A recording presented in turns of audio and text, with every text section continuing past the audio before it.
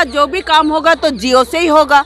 जियो तो अगर एक मनरेगा मजदूर है उसको किस तरह से लिंक कराना है, उसको अपना बैंक अकाउंट भी लिंक कराना है, उसके बाद पूरा तो सुनिए, उसको अपना बैंक अकाउंट लिंक कराना है पहली चीज, फिर उसको अपना जॉब कार्ड लिंक कराना है, ठीक है। फिर एक होता है NPCI, national payment corporation of India, जो भारत सरकार का एक फोरम है।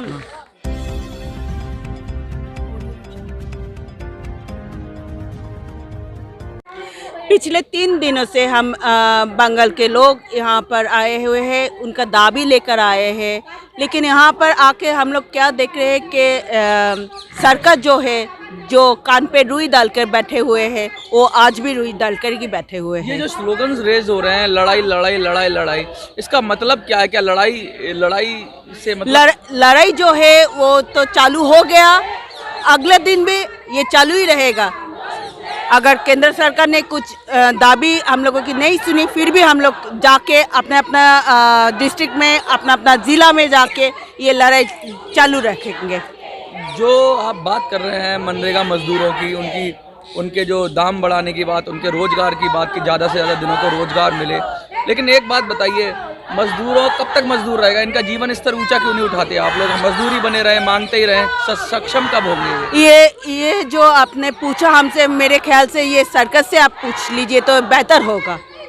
सरकार से भी पूछेंगे, और क्योंकि आप स्वयंसेवी संगठन हैं या कुछ NGOs हैं जो काम करते हैं, स्किल की बात करते हैं, तो मजदूरों को क्यों नहीं स्किल्ड बनाया जाता? जितनी एनर्जी सरकार के विरोध में लग रही है, इतनी स्किल डेवलपमेंट में लगेगी तो इनको शायद काम के लिए लोग इनके दरवाजे पे खुद आएंगे। स्किल के बात तो हम बाद में कर रहे हैं, पहली बात कर रहे हैं जो ऐप सरकार ने बनाया NMMS, वो क्या सबको मालूम है? सबके पास क्या फ़ोन है? पहले ये बात आप सरकार से पूछिए। जो ऐप की बात कर रहे हैं वो तो जो सारे मजदूरों के लिए जो एक उनका व्यक्ति होता है वही चलाता है, तो वो तो एक्सपर्ट ही होता है ऐप चलाने की। नहीं, बंगाल में हमने एक सर्वे किए थे सुपरवाइज़र लोगों को। हमने पूछा कि जो ऐप्स आप लोग चला रहे हो, आपको कितने दिन का ट्रेनिंग मिला?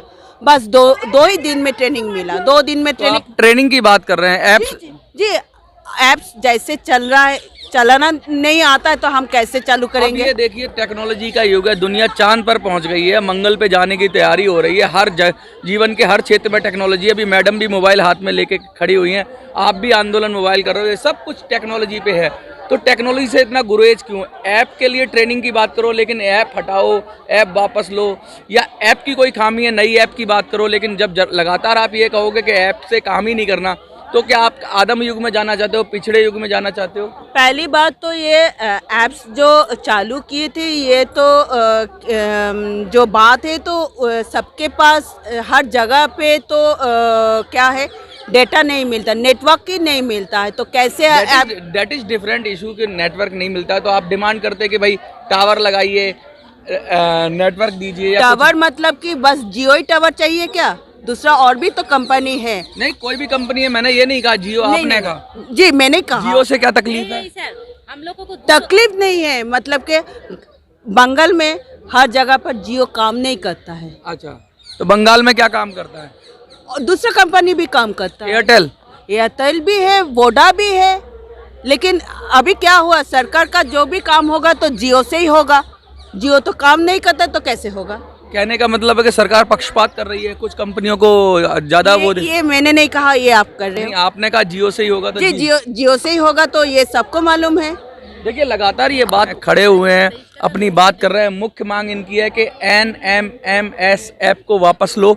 उस ऐप के लिए जो तर्क देते हैं वो देते हैं कि नेटवर्क नहीं है, तो ऐप की तो दिक्कत नहीं है, नेटवर्क वापस लो या नेटवर्क बदलो। अभी जैसे इन्होंने कहा कि एयरटेल या उस पे जाएं, वो भी हो सकता है।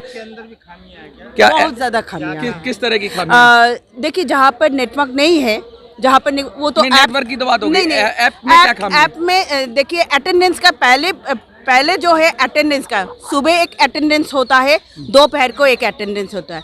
सोचिए, आपका जो काम है 7 से लेकर 10 बजे तक आपका ख़त्म हो गया, आपको बैठना पड़ेगा 3 बजे तक दूसरे अटेंडेंस के लिए। जो मज़दूर है एक काम खत्म करके दूसरी जगह भी तो जा सकते हैं। कहने का मतलब है जो डायनेमिक होना चाहिए जिस तरह से, वैसे नहीं। स्टैटिक ऐप है जिसमें आपको काम के लिए नहीं, सिर्फ हाजिरी लगाने के लिए रुकना पड़ता है, ऐसा ये कह रहे हैं।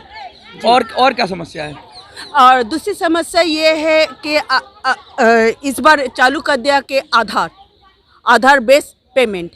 अभी भी किसी के पास आधार नहीं। देश कह रहे हैं 99% से ज्यादा लोगों के पास आधार हो गया है। हाँ, आधार अब है। तो ये आधार... बात भी, विरोध भी आधार का बहुत पुराना हाँ, हो गया। हाँ, और ये अब तो सबने स्वीकार कर लिया। आधार है, अंधेरी ज्यादा हो गया। आधार है तो उंगली नहीं है ना। अगर बायोमेट्रिक नहीं होगा, राशन नहीं मिल रहा है, तो पेमेंट कैसे होगा? उंगली नहीं है मतलब बायोमेट्रिक से काम नहीं कर रहे हैं। मशीनों की दिक्कत है जी। कहने का मतलब है टेक्नोलॉजी है, लेकिन टेक्नोलॉजी का सही तरीके से उपयोग नहीं है। उसमें बहुत सारी खामियां हैं, परेशानियां हैं, उस विषय पे बात उठानी चाहिए, लेकिन टेक्नोलॉजी का इस्तेमाल ही नहीं करेंगे। ये है कि अगर एक मनरेगा मजदूर है उसको किस तरह से लिंक कराना है, उसको अपना बैंक अकाउंट भी लिंक कराना है, उसके बाद पूरा तो सुनिए, उसको अपना बैंक अकाउंट लिंक कराना है पहली चीज़, फिर उसको अपना जॉब कार्ड लिंक कराना है, ठीक है। फिर एक होता है NPCI, national payment corporation of India, जो भारत सरकार का एक फोरम है, उसके मैपर से भी लिंक कराना।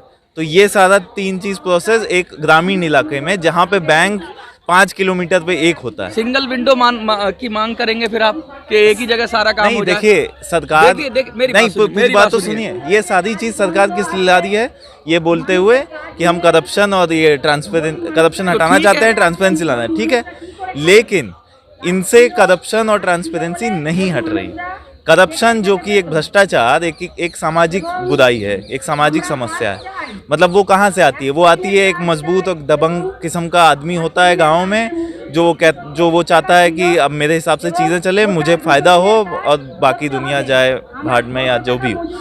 तो जब ऐसी तरह की तकनीकी चीज़ लाई जाती है तो आप भी हम सब जानते हैं, तो उनका तो रोल ही खत्म हो गया ना फिर। नहीं तो आप भी जानते हैं, हम सब जानते हैं, तकनीक सबसे पहले किसको आसान करती है? तकनीक उनको आसान करती है जिनके पास पहले से सब कुछ व्यवस्था होती है। नहीं, तकनीक से ट्रांसपेरेंसी आती है, ये तो बात सिद्ध है। आती है, लेकिन देखिए जब आप एक साथ सब कुछ लेकर आ जाएंगे तो होगा क्या? जो मजबूत व्यक्ति है वो उसी जम नहीं रहा वो पूरी बात तो आप सुन नहीं रहे ना, बीच में आप काट दे रहे हैं, पूरा आप बोलने नहीं दे रहे। हाँ, पूरा बोलने नहीं, पूरा खत्म कर लो। जब तक इस तरह की तकनीक लाई जाती है तो जो मजबूत व्यक्ति है वो उसी तकनीक का इस्तेमाल करके भ्रष्टाचार को नया आयाम देता है। इसी NMMS और आधार बेस्ड सिस्टम की वजह से नए नए तरीकों से भ्रष्टाचार होता है। ये जो NMMS ऐप है, इसमें जो फोटो अपलोड होती है पोर्टल पे, उस पोर्टल पे आप जाके देखेंगे तो मजदूर एक व्यक्ति खड़ा है बाजार में, वो फोटो तक वहाँ पे है।